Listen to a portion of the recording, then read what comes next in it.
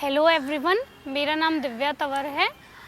मैंने यूपीएससी 2021 में रैंक 438 हासिल की है और ये मेरा पहला अटैम्प्ट था। रिज़ल्ट के बाद बहुत से बच्चों के कॉल्स और मैसेजेस आए कि मैं अपनी स्ट्रेटजी बताऊं कि कैसे मैंने पढ़ाई की और क्या क्या मेरे रिसोर्सेज रहे। तो इस वीडियो में मैं आपके साथ अपनी स्ट्रेटजी शेयर करना चाह रही हूँ और यदि इसके द्वारा आप में से किसी एक को भी थोड़ा बहुत भी कुछ फ़ायदा होता है तो मेरे लिए खुशी की बात होगी। तो देखिए, सबसे पहले हम मेंस पे बात करते हैं। जो मेंस के लिए मेरे रिसोर्सेज रहे, क्योंकि ज़्यादातर बच्चों के क्वेश्चन रिसोर्सेज के बारे में ही होते हैं। सबसे पहले एसए का पेपर आता है। एसए के पेपर में हमें 2 एसए अटेम्प्ट करने होते हैं। The first step towards achieving your dreams is having the right coach.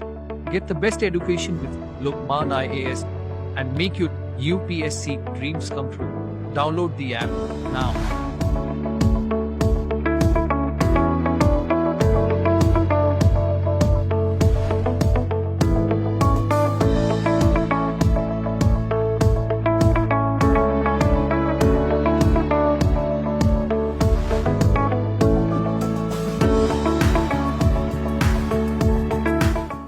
तो जो सबसे बड़ा चैलेंज होता है वो एसए चूज़ करने का होता है।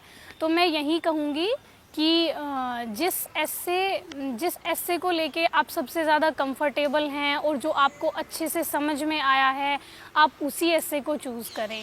और एसए के लिए जो मेरे रिसोर्सेज रहे वो निबंध दृष्टि नाम से एक बुक आती है जो दृष्टि आईएएस की है, आप वो देख सकते हैं। और एक बुक निशांत जैन सर की है जिसमें उन्होंने टॉपर्स के कुछ एस्से मतलब इंक्लूड किए हैं, तो वो भी आप देख सकते हैं एक बार मतलब आइडिया लेने के लिए। अदरवाइज़ एस्से में आपको अपने ही थॉट्स रिप्रेजेंट करने होते हैं। और एस्से के लिए जो सबसे इम्पोर्टेंट काम है वो ये है कि आप एक अलग से नोटबुक बना सकते हैं जिसमें हम अपने कोट्स रख सकते हैं या कोई फेमस स्टोरी रख सकते हैं, मतलब ऐसी चीज़ जो हम एस्से में यूज़ कर सकते हैं। और एस्से में आप जो इम्पोर्टेंट कीवर्ड्स हैं उनको अंडरलाइन कीजिएगा। कोशिश करिए कि ब्लैक पेन यूज़ हो जाए जहां हम कोट्स यूज़ कर रहे हैं या कोई इम्पोर्टेंट बात, कोई डाटा, कोई फैक्ट या कोई रिपोर्ट यूज़ कर रहे हैं। तो एस्से के बारे में यही सब कुछ। उसके बाद जीएस 1, जीएस के पहले पेपर में देखिए उसका थोड़ा वास्ट सिलेबस होता है। उसमें हमें हिस्ट्री भी पढ़नी होती है, ज्योग्राफी भी पढ़नी होती है, सोसाइटी भी पढ़नी होती है। तो उसके लिए सबसे पहले हिस्ट्री के लिए एनसीईआरटी तो आपको पढ़नी ही है 6 से लेकर 12 तक। आप ओल्ड भी पढ़ सकते हैं, न्यू भी पढ़ सकते हैं, लेकिन मैंने ओल्ड एनसीईआरटी पढ़ी थी। तो हिस्ट्री के लिए सबसे पहले ओल्ड एनसीईआरटी 6 से लेकर 12 तक। उसके बाद आप स्पेक्ट्रम पढ़ेंगे, मतलब स्पेक्ट्रम ऐसी है जो प्रीलिम्स में भी आपको हेल्प करेगी और मेंस में भी आपको हेल्प करेगी, तो स्पेक्ट्रम मस्ट है। उसके बाद आप बिपिन चंद्र पढ़ सकते हैं, मतलब मैंने जो बिपिन चंद्र की बुक थी स्वतंत्रता संग्राम, ये वाली पढ़ी थी। तो आप स्पेक्ट्रम पढ़िए, बिपिन चंद्र पढ़िए, उससे मतलब वो मोर देन इनफ है आपके लिए। और उसके बाद ज्योग्राफी के लिए जो सबसे इम्पोर्टेंट बुक्स हैं वो एनसीईआरटी है, स्पेशली जो 11th क्लास की एनसीईआरटी है, वहाँ से लगभग डायरेक्टली क्वेश्चन पूछे जाते हैं। तो ज्योग्राफी के लिए आप एनसीईआरटी पढ़िए 6 से लेकर 12 तक। उसके बाद एक जीसी लियोंग की बुक आती है, वो वैसे अभी तक शायद इंग्लिश मीडियम में ही है, लेकिन आप मतलब उसकी लैंग्वेज बहुत सिंपल है। मतलब मैंने वो पढ़ ली थी कि मतलब उसमें से जो मतलब बिल्कुल बेसिक कॉन्सेप्ट्स उसमें समझाए गए हैं, तो वो अगर आप कंफर्टेबल हैं तो जीसी लियोंग एक बार पढ़ लीजिएगा। और माजिद हुसैन जो सर की जो बुक है वो बहुत लेंदी है थोड़ी सी, तो उसमें से जो सेलेक्टेड टॉपिक्स हैं, मतलब जो मिनरल्स के बारे में हैं या मतलब उसमें से सेलेक्टेड पढ़ना है बस माजिद हुसैन में से। और ज्योग्राफी के लिए बस इतना ही। और सोसाइटी के लिए ज़्यादा कुछ मैं कोई बुक प्रीफर नहीं करूँगी, मतलब मैंने कोई बुक नहीं पढ़ी सोसाइटी के लिए स्पेशली। वो आपका न्यूज़पेपर से हो जाएगा। और जैसे मेंस के टाइम जो विज़न आईएएस का मेंस 365 आता है, आप उसको ज़रूर पढ़िएगा, वहाँ से कवर हो जाएगा। तो पहले पेपर के लिए इतना। और जीएस 2 में बेसिकली पॉलिटी आती है, तो पॉलिटी के लिए वही आप 6 से 12 तक की एनसीईआरटी पढ़ेंगे। और उसके बाद लक्ष्मीकांत, मतलब लक्ष्मीकांत आपको एकदम मतलब अच्छे से पढ़ लेनी है। मैंने लक्ष्मीकांत का पता नहीं कितनी बार रिवीजन किया था, तो लक्ष्मीकांत आप अच्छे से पढ़ेंगे। और एक गवर्नेंस पे भी उनकी बुक आती है, लेकिन वो मैंने नहीं पढ़ी थी, मतलब मैंने ली थी लेकिन मैंने पढ़ी नहीं, तो आप देख लीजिएगा। और बस पॉलिटी के लिए इतना ही। एनसीईआरटी आप अच्छे से पढ़िएगा, मतलब उसकी भी जो 11th-12th की एनसीईआरटी हैं वो बहुत इंपॉर्टेंट है। और उसके बाद आप लक्ष्मीकांत पढ़िएगा। उसके बाद मेंस 365 पढ़ना है आपको पॉलिटी का, तो वहाँ से आपका कवर हो जाएगा, मतलब करंट अफेयर्स। उसके बाद हम आते हैं इंटरनेशनल रिलेशंस पे। देखिए इंटरनेशनल रिलेशंस के लिए कोई स्पेशल बुक नहीं पढ़ी मैंने, बस मैंने न्यूज़पेपर से पढ़ा था जो डेली आईआर का जो भी पेज आता है वो। और उसके बाद जो मेंस 365 आता है इंटरनेशनल रिलेशंस का, वो आप ज़रूर पढ़िएगा। और उसके बाद एक दृष्टि आईएएस की साइट है, वहाँ से आप देख लीजिएगा, मतलब वो डेली जो एनालिसिस करवाते हैं मतलब करंट अफेयर्स का, वो आप देख लीजिएगा। उसके बाद GS3 में बेसिकली इकोनॉमिक्स आता है, इन्वायरमेंट है, साइंस एंड टेक है। तो देखिए मैंने लगभग 1 साल ही प्रिपरेशन की थी। 1 से 1.5 साल में आपके पास इतना कम टाइम होता है कि सारी चीज़ें कवर करना बहुत मुश्किल हो जाता है। तो मैं बहुत सेलेक्टेड पढ़ा है, मतलब मैंने जैसे GS3 में मैंने इकोनॉमिक्स अच्छे से पढ़ा। इकोनॉमिक्स के लिए रमेश सिंह मैंने ली थी, लेकिन इतने अच्छे से मैं नहीं पढ़ पाई उसको, क्योंकि वो बहुत लेंदी बुक है। तो आप संजीव वर्मा प्रीफर कर सकते हैं, मतलब संजीव वर्मा अच्छी है, वो थोड़ी छोटी भी है और मतलब इजी लैंग्वेज में समझाया गया है। तो संजीव वर्मा पढ़ लीजिएगा आप इकोनॉमिक्स के लिए। और मुरनाल सर के जो लेक्चर्स हैं, मतलब मैंने सारे नहीं लिए मुरनाल सर के लेक्चर्स, मतलब कुछ जैसे बजट वाले हैं, जो इकोनॉमिक सर्वे वाले हैं, वो सारे लेक्चर्स मैंने ले लिए थे इकोनॉमिक्स के। तो इकोनॉमिक्स के लिए बस इतना ही। साइंस एंड टेक के लिए मैंने सिर्फ न्यूज़पेपर्स पढ़े थे, मतलब जो भी करंट में जो रहा था वो गूगल से देख के, और मतलब न्यूज़पेपर से ही मैंने अपना साइंस एंड टेक के नोट्स बनाए थे कुछ। और उसके बाद वो मेंस 365 आया साइंस एंड टेक का, तो वो मैंने पढ़ा था। और इन्वायरमेंट के लिए देखिए मैंने शंकर आईएएस पढ़ी थी, वो शायद इंग्लिश मीडियम में ही है, लेकिन मैंने उसको पढ़ा था, मतलब वो इजी लैंग्वेज है, आप समझ जाएंगे। तो शंकर आईएएस पढ़िएगा, मतलब वो प्रीलिम्स में भी बहुत हेल्पफुल रहेगी और मेंस में भी हेल्पफुल रहेगी। तो इन्वायरमेंट के लिए शंकर आईएएस। उसके बाद इकोलॉजी के लिए, जो इन्वायरमेंट एंड इकोलॉजी के लिए कुछ और ऐड करना चाहें अगर आप, तो अनअकैडमी पे मधुकर कोटवे सर की क्लासेस आती है, वो यूट्यूब पे भी अवेलेबल है, मतलब मैंने यूट्यूब से ही ली थी। तो मधुकर कोटवे सर से मैंने इन्वायरमेंट एंड इकोलॉजी पढ़ा था, तो आप देख लीजिए, उनका अच्छा लगा मतलब मुझे। उसके बाद GS4 इथिक्स का पेपर, बेसिकली हमारी जो मतलब उसमें बहुत स्कोप होता है कि हम अपने थॉट्स उसमें रिप्रेजेंट कर सकें। तो इथिक्स के लिए मैंने स्टार्टिंग की थी लेक्सिकॉन से।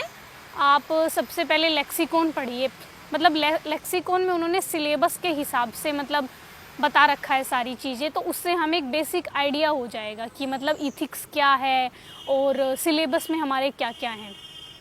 और तो लेक्सिकॉन मैंने पढ़ी थी। उसके बाद मैंने सिर्फ टेस्ट सीरीज़ लगाई थी इथिक्स की, मतलब मेनली जो सबसे इम्पोर्टेंट यहाँ टेस्ट सीरीज़ है, क्योंकि टेस्ट सीरीज़ में आपको केस स्टडीज़ मिलेंगी और आप अटेम्प्ट करेंगे तो आपको पता चलेगा कि कैसे मतलब केस स्टडीज़ आती हैं और उनके मॉडल आंसर्स आप देखेंगे। तो इथिक्स के लिए टेस्ट सीरीज़ मतलब आप ज़रूर लगाइएगा कोई अच्छी सी। और इथिक्स के लिए थोड़ा सा जो मैं बताना चाहूँगी, वो सबसे इम्पोर्टेंट है कि उसका सिलेबस, GS4 का जो सिलेबस है उसमें कुछ कीवर्ड्स दिए हुए हैं, जैसे एक सिविल सेवक के क्या क्या गुण होते हैं, जैसे ऑनेस्टी है और परसिवरेंस है, ये सब। तो आप वो कीवर्ड्स हैं जो वो अपने मतलब आंसर में यूज़ करें। और इथिक्स का पेपर थोड़ा सा लेंदी होता है, तो वहाँ आप अपनी स्पीड का ख्याल रखें और मतलब पेपर पूरा अटेम्प्ट करने का प्रयास करें। और इथिक्स का हो गया। तो ये मेरी मेंस की स्ट्रेटजी रही बेसिकली। और प्रीलिम्स के लिए जो मैं कहना चाहूँगी, वो सबसे इम्पोर्टेंट चीज़ है रिवीज़न। आप प्रीलिम्स में लगभग 3 महीने पहले से मतलब सिर्फ प्रीलिम्स पे फोकस हो जाइए। प्रीलिम्स के लिए आपको कम से कम 3 महीने तो देने ही चाहिए, मतलब केवल प्रीलिम्स के लिए। तो प्रीलिम्स से पहले 3 महीने पहले आपसे केवल प्रीलिम्स की पढ़ाई करेंगे। और प्रीलिम्स के लिए सबसे जो ज़रूरी है वो रिवीज़न है, क्योंकि देखिए सिलेबस बहुत बड़ा है, आप सब कुछ नहीं पढ़ सकते हैं, लेकिन जितना आपने पढ़ा है उस पे मतलब आपकी एकदम पकड़ होनी चाहिए कि यूपीएससी कहीं से भी कैसे भी घुमा के पूछ ले, आप उसको अटैम्प्ट कर लें। और प्रीलिम्स में ज़्यादा से ज़्यादा क्वेश्चंस अटैम्प्ट करने का प्रयास कीजिए। मतलब मैंने शायद 92 क्वेश्चंस अटैम्प्ट किए थे। मतलब 5-6 तो ऐसे आएंगे ही जो बिल्कुल ही हमें नहीं आते होंगे, लेकिन आप कोशिश कीजिए कि ज़्यादा से ज़्यादा अटैम्प्ट हो पाएँ।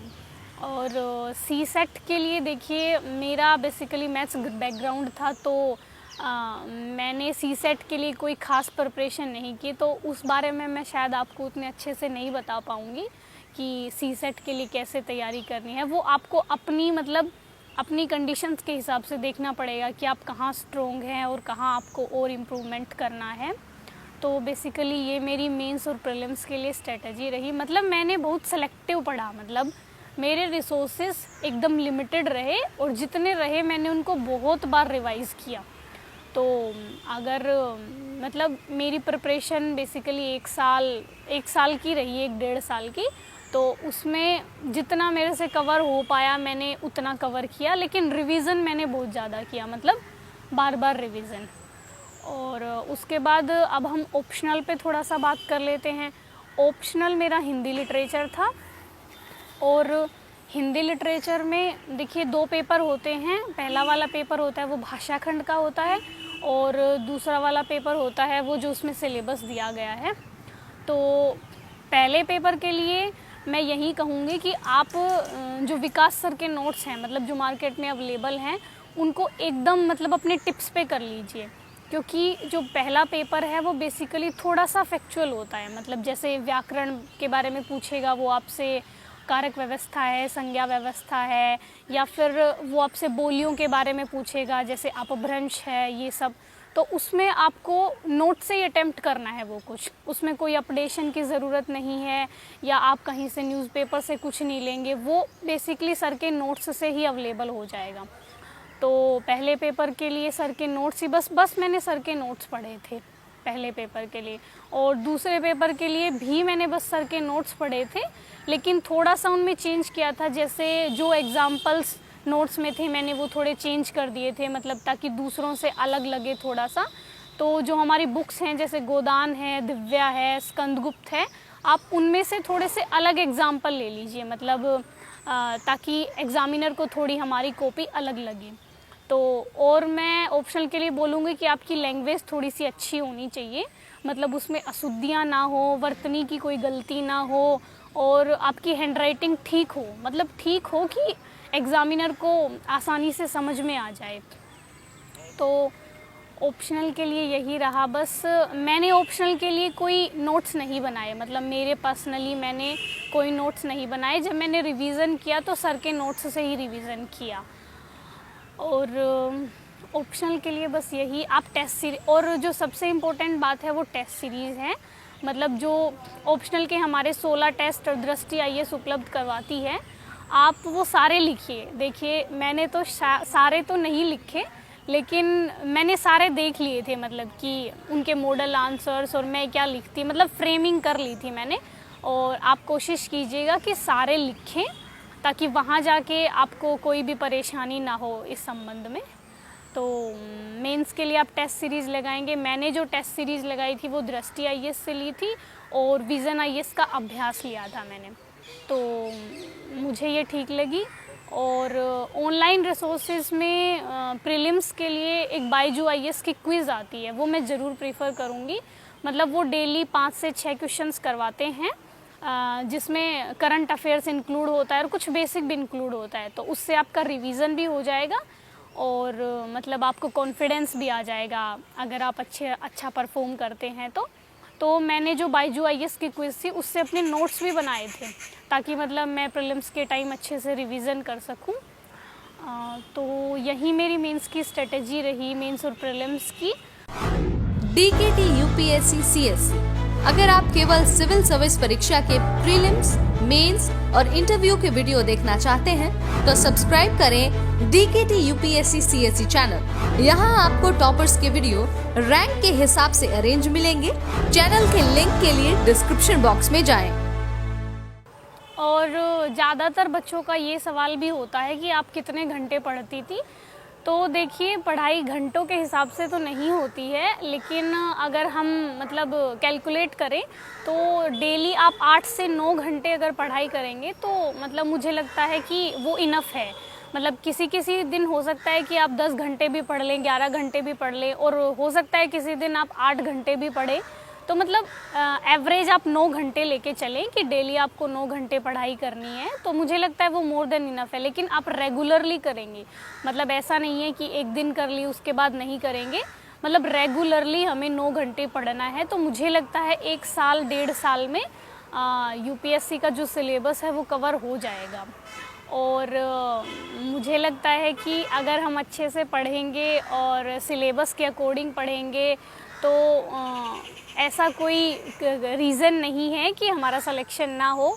देखिए, बीच बीच में ऐसे मतलब ऐसा टाइम आएगा कि हमें लगेगा कि नहीं हो रहा है या हम पीछे रह गए हैं, तो आप सब ऐसा मतलब फ़ील ना करें। देखिए, ये हर मतलब जो भी टॉपर है, जो भी एस्पायरेंट है, हर किसी को फ़ील होता है ऐसा कि शायद मुझसे नहीं हो रहा है, या और सब लोग कर रहे हैं, मैं नहीं कर पा रहा हूँ या कर पा रही हूँ। तो आप ऐसा फ़ील ना करें, क्योंकि ये सबके साथ होता है। बस आप अपने आप को हर पल मोटिवेट रखें और लगातार अपनी पढ़ाई पे कंसंट्रेट करें, और एकदम मशीन बन के भी नहीं पढ़ना है। आप अपने दोस्तों के साथ घूमने फिरने भी जा सकते हैं बीच में थोड़ा ब्रेक लेने के लिए, और अपनी पढ़ाई को कंटिन्यू भी रख सकते हैं। धन्यवाद।